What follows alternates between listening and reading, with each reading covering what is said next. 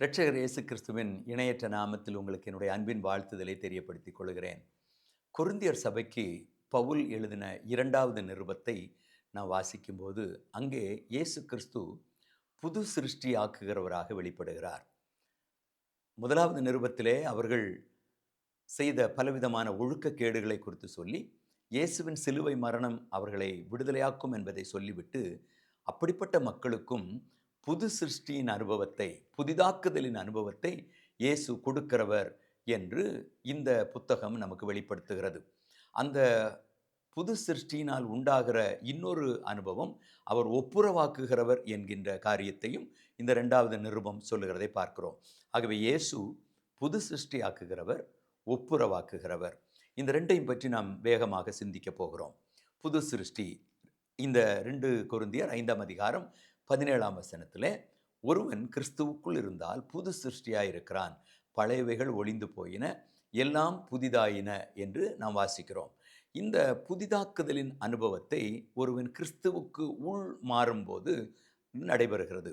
1 கொரிந்தியரிலே சிலுவை அண்டையிலே வருகிற மக்கள், இயேசு இடத்திலே வருகிற மக்கள், அவருடைய பக்கத்திலே வருகிறவர்கள் மீட்கப்படுகிறார்கள் என்பதை அது காட்டிவிட்டு, 2 கொரிந்தியரிலே நாம் அவருக்குள் மாற வேண்டும் என்கின்ற ஒரு மேலான சத்தியத்தை ஆண்டவர் சொல்லுகிறார். கிறிஸ்துவுக்கு உள் நாம் மாற வேண்டும்.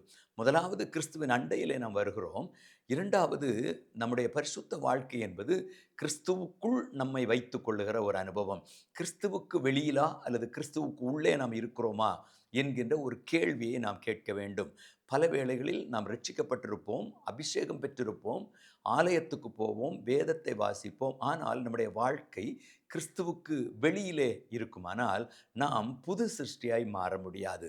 நம்முடைய வேதவசனம் இருக்கும், சில ரொட்டீனான காரியங்கள் இருக்கும், தொடர்பான நாம் சாதாரணமாக செய்கிற காரியங்களை நாம் செய்து கொண்டே இருப்போம். நம் கிறிஸ்தவர்கள் என்ற பெயரும் நமக்கு இருக்கும். ஆனால் புது சிருஷ்டியின் அனுபவம் நமக்கு வேண்டுமானால் நாம் கிறிஸ்துவுக்கு உள் மாற வேண்டும். அவருக்குள் நம்மை அர்ப்பணிக்க வேண்டும். முழுவதுமாய் அவருக்குள் மாறுகிற மக்கள் அவர்கள் புதிய சிருஷ்டியாக மாறுகிறார்கள். எப்படி மாறுகிறார்கள் என்றால், அவருடைய பலத்தினால் அல்ல, அவருடைய நீதியினால் அல்ல, அவர்களுடைய அவருடைய பிரயாசங்களினால் அல்ல, கிறிஸ்துவே அவர்களை மாற்றுகிறார். கிறிஸ்துவுக்குள் இருக்கிறவன் புது சிருஷ்டியாக இருக்கிறான். ஏனென்றால் ஒருவன் கிறிஸ்துவுக்குள் இருக்கும்போது அவன் மறைந்து கிறிஸ்து அவனிடத்திலிருந்து வெளிப்படுவார். அவருக்குள் இருக்கும்போது நாம் ஒரு பாத்திரத்துக்குள்ளே நாம் இருப்போமானால், பாத்திரத்துக்குள்ளே தண்ணீர் இருக்குமானால் அந்த பாத்திரம்தான் வெளியே தெரியுமே தவிர தண்ணீர் வெளியே தெரியாது. அதுபோல நாம் கிறிஸ்துவுக்குள் மாறுவோமானால் நம்முடைய எல்லாம் கிறிஸ்துவுக்குள் மறைந்து கிறிஸ்து நம்மிடத்திலிருந்து வெளிப்படுவார். அப்படி கிறிஸ்து வெளிப்படும் போது நாம் புது சிருஷ்டிகளாக மாறுகிறோம். அப்படி அந்த புது சிருஷ்டியின் அனுபவத்தை அந்த தொடர்ந்து நான் 18ஆம் வசனத்திலே நான் வாசிக்கிற நேரத்திலே, ஒப்புரவாக்குதலின் ஊழியத்தை ஆண்டவர் நமக்கு தந்திருக்கிறார்.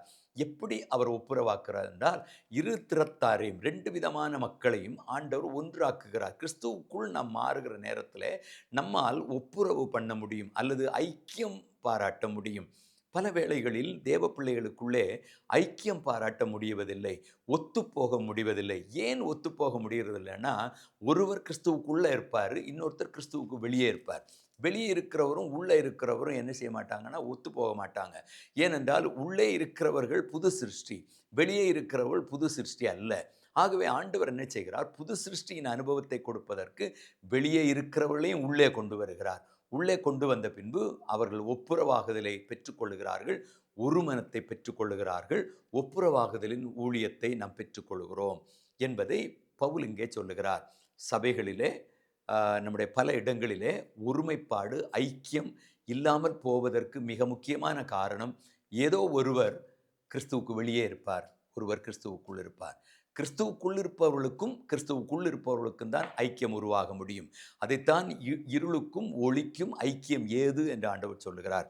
ஆகவே இன்றைக்கே தேவ பிள்ளைகளாகிய ஒவ்வொருவரும் கிறிஸ்துவுக்குள் நாம் மாற வேண்டும் என்பதை இந்த புத்தகம் நமக்கு அளவில்லாமல் அது மிகவும் ஆணித்தரமாக சொல்லுகிறதை பார்க்கிறோம். ஆகவே 2 கொரிந்தியரை நாம் வாசிக்கிற நேரத்தில், இந்த புத்தகத்தை வாசிக்கும்போது பவுலுடைய உள்ளம் அழகாக வெளிப்படுகிறது. அவர் எப்படி கிறிஸ்துவுக்குள் அவர் மாறினாரோ, அதுபோல சபையில் இருக்கிற எல்லா மக்களும், கிறிஸ்துவண்டை வருகிற எல்லாரும் அவருக்குள் மாற வேண்டும். அவருக்குள் மாறினால் புது சிருஷ்டியாய் மாறுவோம். புது சிருஷ்டியாய் மாறினவர்கள் ஒப்புரவாக்கப்படுவார்கள். ஒன்றுபட்டு ஆண்டவரை துதிப்பார்கள். ஒருமித்து கர்த்தரை துதித்தால் கர்த்தர் மகிமைப்படுவார், ஆசீர்வாதங்களை கொடுப்பார். 2 3 பேர் என் நாமத்திலே எங்கே கூடியிருக்கிறார்களோ அங்கே அவர்கள் மத்தியிலே இருக்கிறேன்னு சொன்ன ஆண்டவர் இந்த காலவேளையிலே நம் அனைவருக்கும் ஒப்புரவாகுதலை கொடுத்து புது சிருஷ்டிகளாய் நம்மை மாற்றி ஆசீர்வதிப்பாராக. ஆமென்.